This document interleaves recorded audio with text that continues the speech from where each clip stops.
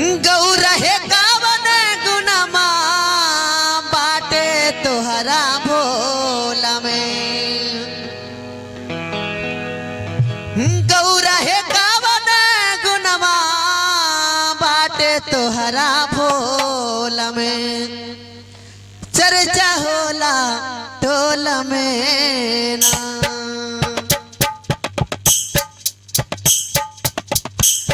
गौरहे कावन गुनमा बाटे तोहरा भोला में। चर्चा होला टोला में ना।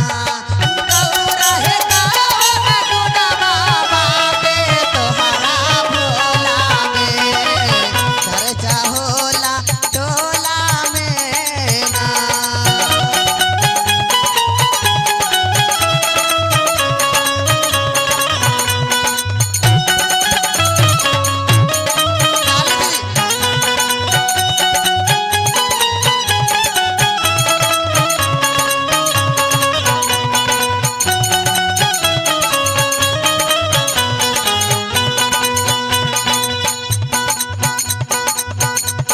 गौरा रानी कहा तरे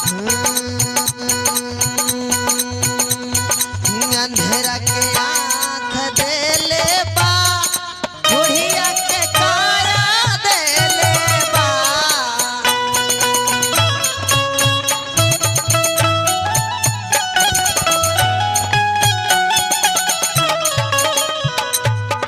गौरा रानी कहा तरे कि सुना हमार महादेव के लीला। अंधेरा के आँख देले बा कोढ़िया के काया देले बा।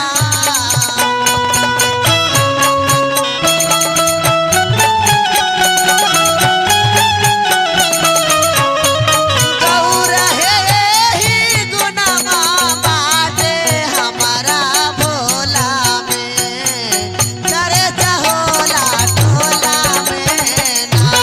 शिष्या हे ही गुनमा बाटे हमारा भोला में। चर्चा होला टोला में ना। गौरहे कावन गुनमा बाटे तोहरा भोला में। चर्चा होला टोला में ना।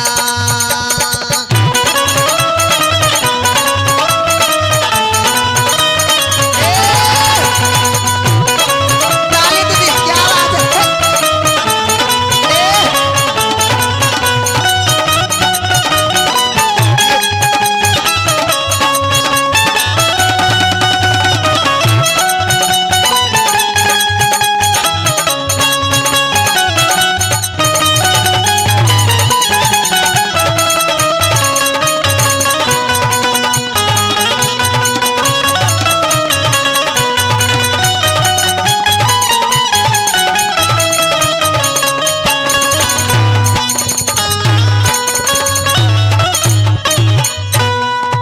गौरा रानी कहा तरी अपने शिष्य से लंगड़ा के पायर देले बा कोढ़िया के काया देले बा।